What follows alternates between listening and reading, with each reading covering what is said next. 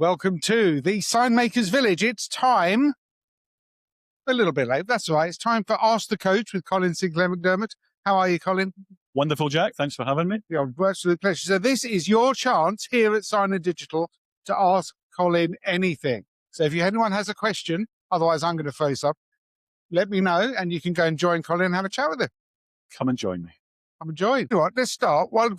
Just introduce yourself, who you are, what you do. Yep. So I'm Colin Sinclair McDermott, also known as the Online Print Coach. You can see my stand just over the back there. And I'm a business coach for print industry, sign companies, garment decorations, businesses. And I'm just finished doing a presentation over in the Knowledge Centre. And now I'm here talking to you guys. Okay, so I'm going to start with the question. So you work with lots of different people, lots of different companies.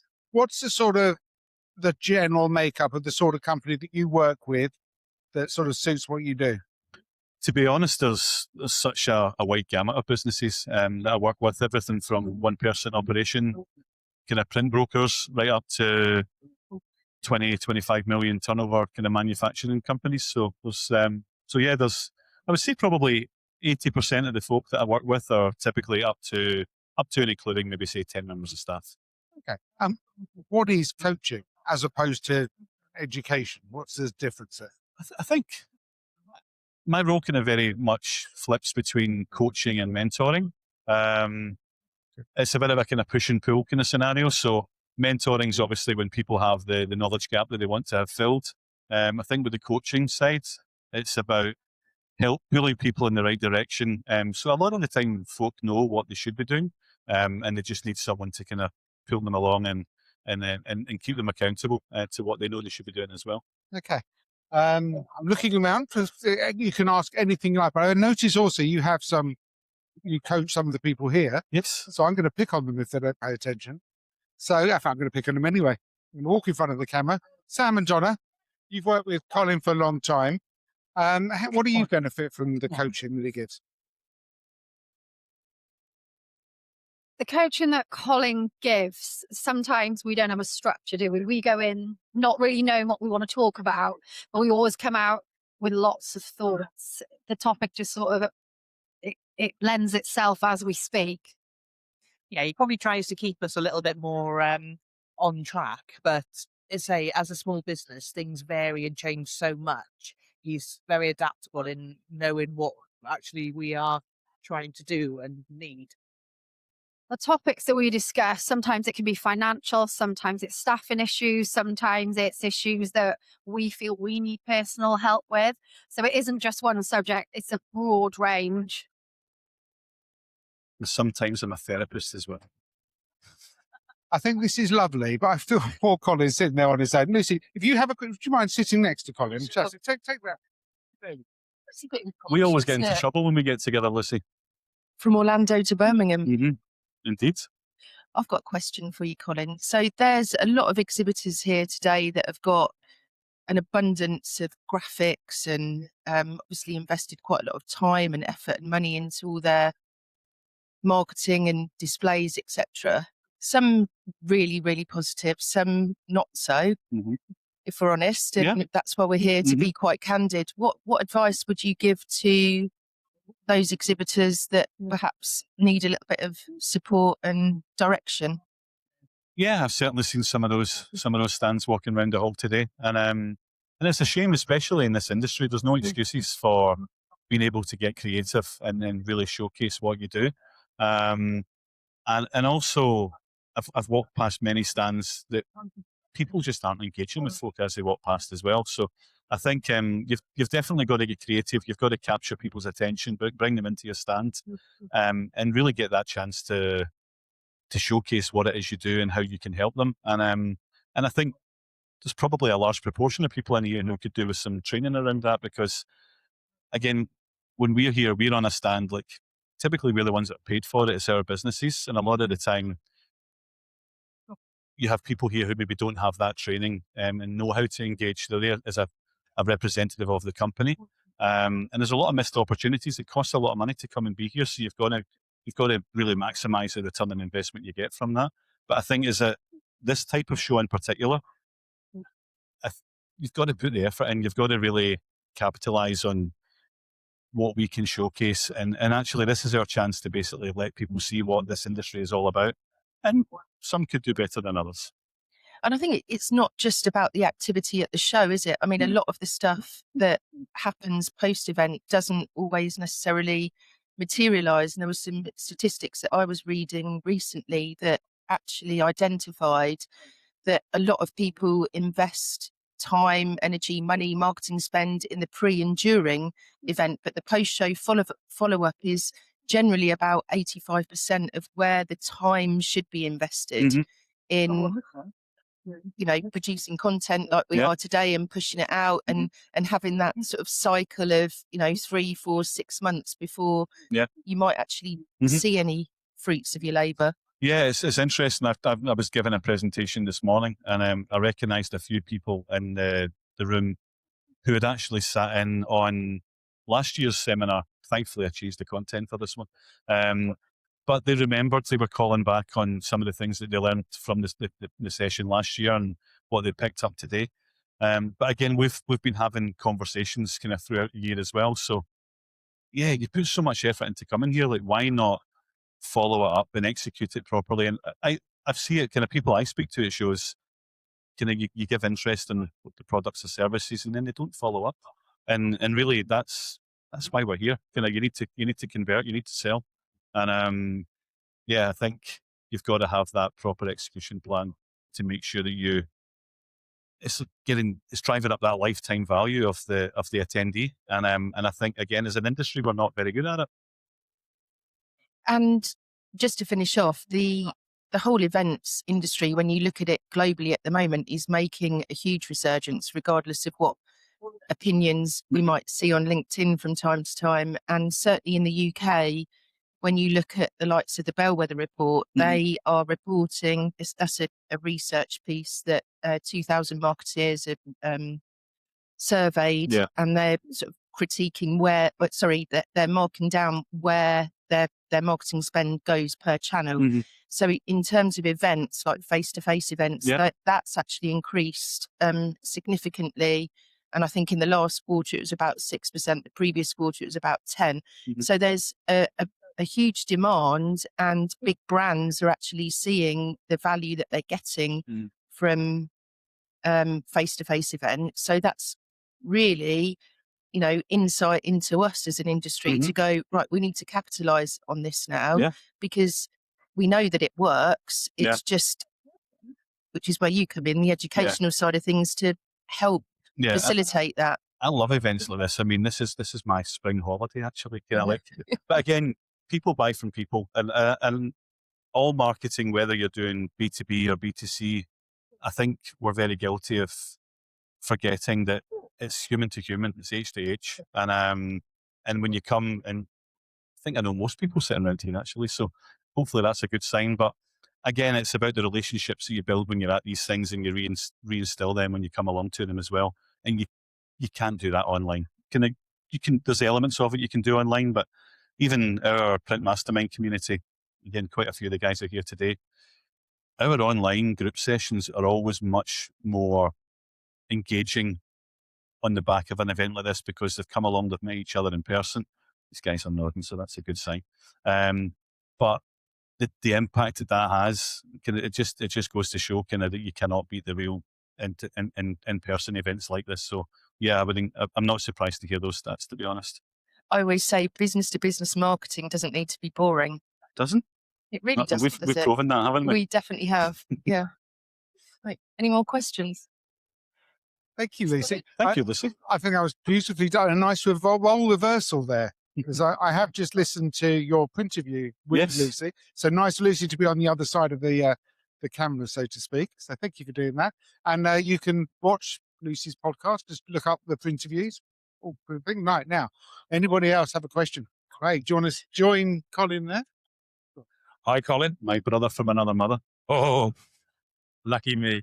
Someone was speaking to me earlier, and I'm sure they thought I was actually Craig. I don't know if that's a good thing or not, but we'll pass that one quickly. I was going to say to you, I've always admired you from afar, as they say. I'll take that. Yeah, but your print mastermind, you touched on the fact that it is online, but you're bringing business owners together. how do you actually get the calls to action? Because you mentioned human to human, person to person. I'm a great believer in that. But the fact is, you've got business owners who will be potentially stubborn. Sorry, not looking at anyone in particular. Just one of them. Yeah. How do you make them answerable get them to commit to see things through? Because the problem is with any group session, we all talk a good fight. Yeah, it's actually getting the end results. How do you tease the end results out from business owners that go away to a busy life? Yeah, it's a good question. So one of the sessions we typically have each month is around goal setting and goal review as well. So it's not just on me to kind of keep the guys accountable, they keep each other accountable as well. Because it is, you come off a session, everyone's busy, you go back to normal life, business takes up, and then typically what happens is 3 or 4 days before the next kind of accountability call, everyone's kind of rushing. So personally, I try to keep in touch with the members kind of throughout the month, so it's not a last minute thing. Something I would like to do, something I do, but I know I can do it better because really I get judged on the results that people get, and therefore it's up to me to make sure that I'm keeping them on track by doing that. So something we do, but again, it's something I'm striving and trying to make changes so I can do more of it as well. And is everybody happy to share their results? Because again, I'm very aware that people are happy to let you know about the good things that happen. Yeah. Maybe not quite so to share the things that maybe have gone wrong. Yeah. No, I think as a group we're really good at that. The one thing I would say about Print Mastermind is we don't just let anyone in. So I've got a process where I specifically interview everyone to make sure they're a good fit, because it's got to be a safe space. So to be fair, the magic happens when people do share the vulnerable side, and I've got to make sure that they're comfortable enough to come and do that. So touch wood, we've only actually had to remove one person from the community, I think, in 2 years. But we've got a 97% retention rate. So I think that speaks volumes, and the guys must obviously get some value from that. Well, for me, it's invaluable. I mean, coming from a franchise background where you see people sharing information, you make the assumption that other people have that benefit. Yeah, they clearly don't. You've created an environment to make that happen, and I'm lucky enough to be able to speak to some of your delegates, members, and it's always positive. So I'll leave it there. Who wants the mic? I'll be the interim. Just Liz. Are you going to do from there? Or are you going to come and join us? Come on over, Come and Liz. join us. It's much friendlier. Yeah, and cozy with our mum here. So my question, for obvious reasons, is about young people in print. So you have insight into not only multiple organizations, but a very broad term view of the industry, both within the UK and overseas. For that reason, and my question to you is, we are challenged bringing young people into the industry. Yep. What are 3 top level things that the industry wide can do to actually bring young people in, or at least get them engaged enough to have a conversation about the industry? Yeah. I think the first one that comes to mind is, and I talk about this with the clients I work with in the coaching capacity and with Print Mastermind. When you're going after specific sectors, you've got to be hanging around in the places where they're hanging around. And I think as an industry, like the people we are trying to bring in, they're not hanging around on some of the platforms and things or going to events that we do. So I think we have got to get a bit smarter in using kind of platforms like TikTok and Instagram.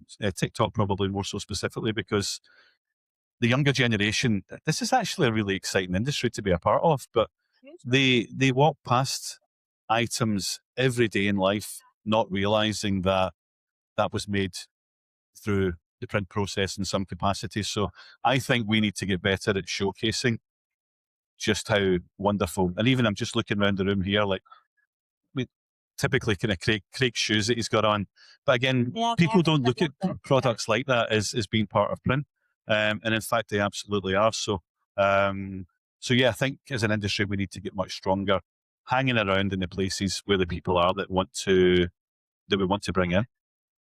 And one of the things that I've recently read, so 95% of the 6,800 companies in the UK are less than 20 employees. Now, obviously, that brings itself into that criteria because succession planning is part of the need to bring young people in, because you cannot succession plan if you don't have that young blood coming through when you have this skill and everything else that's leaving the industry. Yeah. So given the insights that you have, how can we counter that aspect? Because there is a huge amount of skill that is going to be departing the industry in the next 5-10 years at an absolute push. Yeah. How can we look to start to address that? Is it the fact that we need to, I mean, obviously young people in print, I will give us a little pitch here. Go for it. Jack. We're doing a lot of work with education. We're doing a lot of work with schools, colleges. We're doing some projects specifically with universities, and we're working with DWP, who have just under 1 million young people that are not in employment, education or training currently, who are between 18 and 24. How can the companies get involved with making themselves accessible to these young people? Yeah, good question again. This kind of takes me back to another conversation I've been having recently, because as you've rightly said, there's a lot of people who are kind of coming to the end of their time in this industry, and I think we could actually address both aspects of this problem, because if we could have some kind of mentoring program where the people that are on their way out of the industry, and even people that have maybe retired but they've still got time, they've got a lot of skills to share, we could be utilising them a lot better. I think at the moment I'm aware of a lot of older people who have maybe just kind of come out in the last couple of years.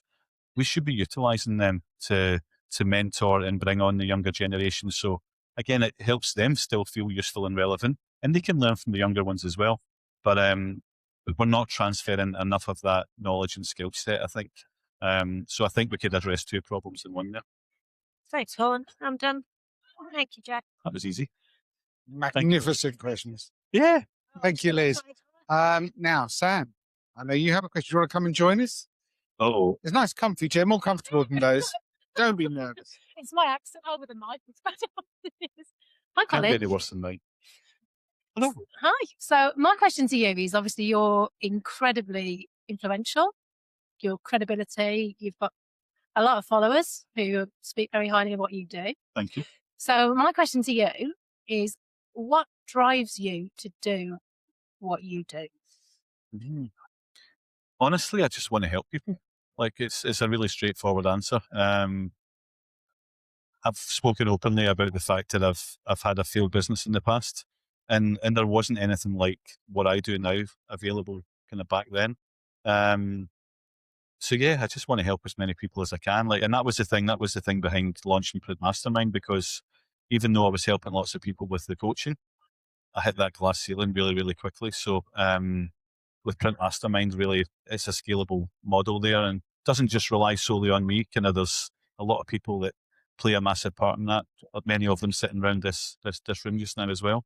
I just want to help facilitate and give as much support to help people become more predictable, more profitable.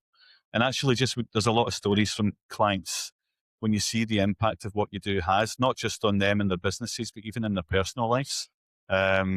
With a situation 2 years ago, client I was working with didn't want to be in the industry anymore. They came from more of a scientific background, but didn't know how to get out. And they had a really great, profitable print business. And they were in a position where another client I was working with wanted to be within 5 years. And actually, I just helped marry them together. They, in basically over 12-month periods, that client bought that business out. And as it turned out, the lady that sold up about a month afterwards was diagnosed with terminal cancer. But the money she got from that sale of the business has allowed her to go and basically have quality time with her family, which she might not have got otherwise, and she would also have been left with a business to try and get rid of in a really stressful time. So just little stories like that. If you've played a little part in helping get someone to where they want to be, and okay, obviously she doesn't want to be in that situation, but it's made the blow a little bit softer for her. So yeah, just little things like that. And there's lots of stories like that, but if I can help someone, then I'm happy. I love that. So what does the future look like for you then? How do you see it looking? We need to get bigger, don't we?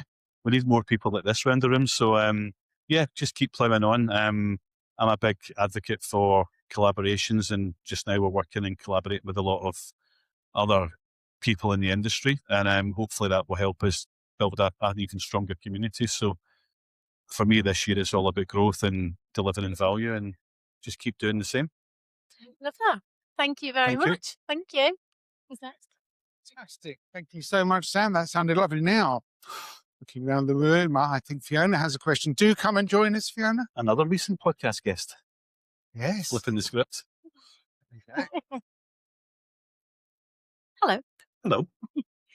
Well, so as mentioned, Print Mastermind, we have just recently joined your Good plug. team, your group, as a trade supplier from print.com. So as a new member, I wanted to ask you what you thought the people that you're working with look for in trades clients. We've both come from trade supply backgrounds in our previous printing life. Yeah. As you know, the company I now work for is new to the UK. So what do you think people are looking for from trades? Yeah, and it's a fortunate position we're both in, because we've been business owners, we've worked with the trade. Yeah. And you know, I think I actually wrote an article about this a few months back. Perfect. Because I think from the trade customer's perspective, I don't think they always appreciate like the trade company I work with was putting out 3,000 or 4,000 print orders a day. And I think sometimes the trade customers don't appreciate just the mechanics of what goes on in the background there. So so there was a little bit of an education piece there. But also you and I also know, and it's something, I won't mention company names and things, but if things went wrong, as they do in this industry, I felt the pain, because I know what it was like to be that business owner sitting there. And for a call centre, no matter where it is in the UK, kind of getting inundated with calls, they don't really appreciate the impact that a brochure job being 2 minutes late actually has on that person's business. Yeah. And it's, you and I both know it's massive. So I think people just want honesty and transparency. Things go wrong. Presses break down, couriers lose jobs. Yeah. It's something we all just have to accept. You're never going to find the perfect trade supplier, but as long as they're honest with you, as long as they're transparent, don't make up lies about machines breaking down. Just tell them the truth. And I think if you do that, and obviously you guys do a really good job of building strong relationships, and you guys are the brands, just keep doing that. Okay, that's good advice. I think we definitely try to be as open and honest. With us being new in the UK, we know that things will go wrong. As you say, in print, it does. It's not an exact science, but we're trying to be open and learn along the way with customers. And I suppose that's the team that we've built is we want to be involved and want to help. I suppose so. Like you said, why do you do it? To help.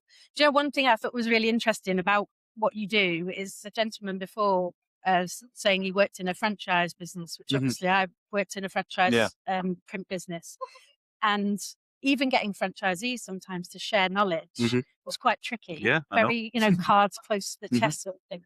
But having just been new to being part of your group, it's really nice to see printers being open and.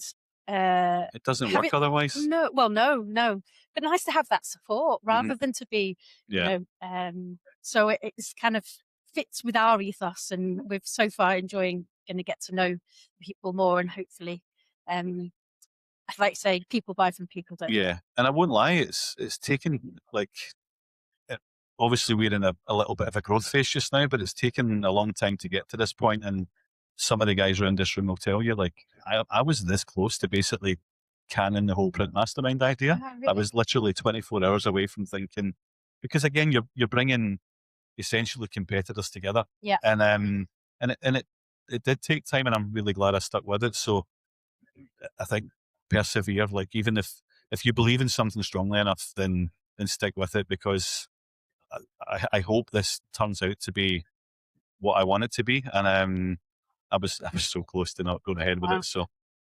Interesting. here you go. Asked a follow-up question. You were so close. What was the thing that made you decide, oh, no, I'm going to keep going with this? Probably Sam and Donna, to be honest. No, I didn't want to settle. Like, I love the coaching. I love doing the one-to-one thing. But it was capped. It was always going to be capped. And I'm not getting any younger. And when you've got momentum, you just need to keep pushing through. And I think just knowing that this was my chance to try and build something and just keep giving it another go. I think that is important, isn't having somebody that believes in you, believes in what you're doing, absolutely helps you. Good. Excellent. Come on. Are you happy to come and join? Yeah. Excellent. Thank you. Hello, sir. Hello. So I've worked in software in the print industry for 22 years now. Okay. And I'm showing the age.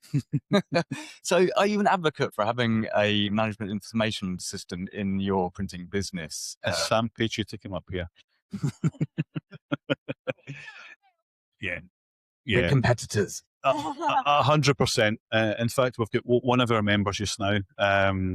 Again, won't mention names, but really well-established business, great product, great service. Literally working off spreadsheets just now, and they've hit that kind of plateau just now where they need to have the systems in place to allow them to grow to scale.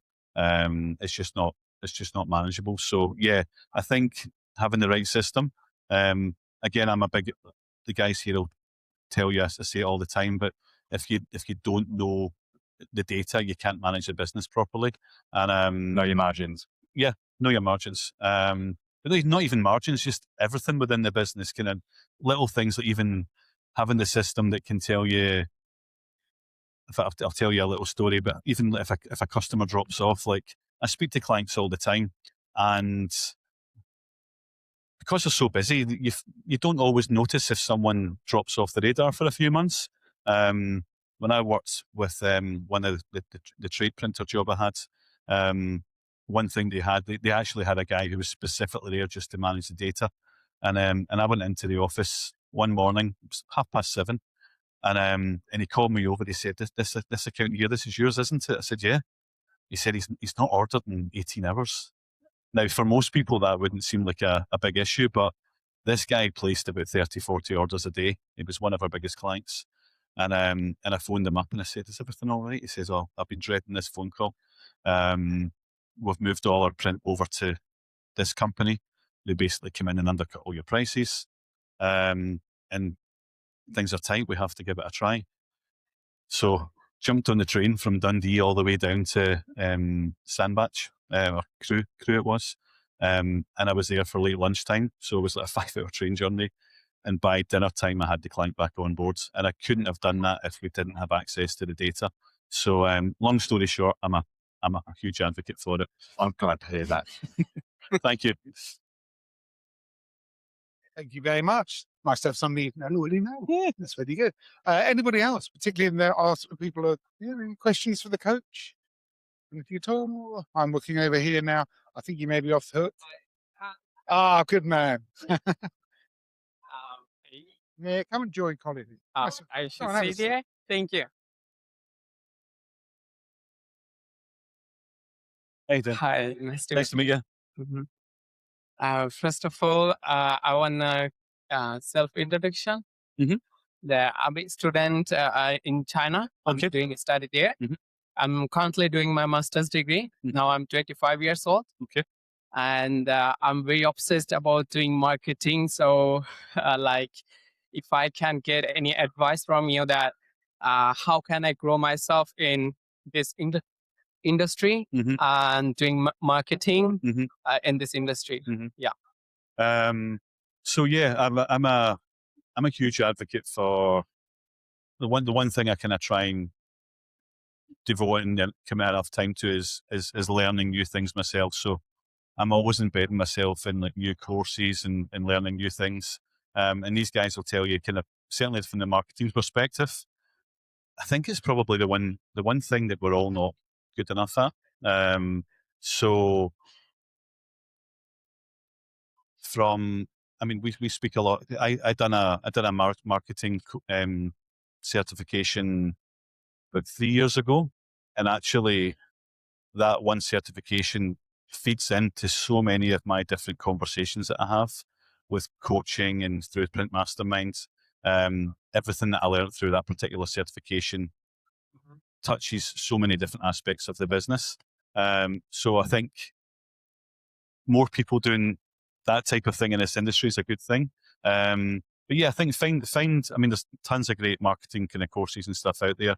I kind of teach these guys. We kind of do more of a kind of T-shaped kind of model, because not everyone can be an expert in all aspects of marketing. Kind of, so I would personally suggest kind of pick one or two areas and go deep on them. So that's what we mean by the top of the T kind of represents all the different kind of disciplines within marketing.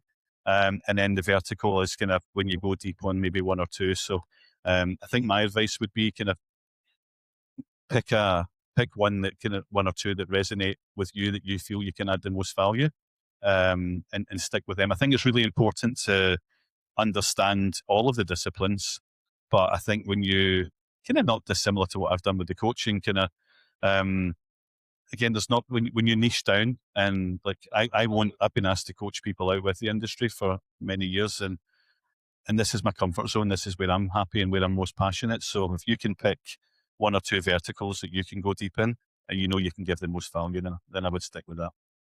Does that answer the question? Yeah. Thank you so much. Thank you. I got one more question. Yeah. Is that like, I'm 25 years old. Mhm. I want to establish my own business. Mhm. So at this point, what should I keep in my mind and can grow my business? I think surround yourself with good people is definitely up there. Find someone who has perhaps already achieved what you want to achieve, and even if you can, like, offer yourself to them, like tell them you'll work with them for free, and just kind of gain the experience and learn how they've done things.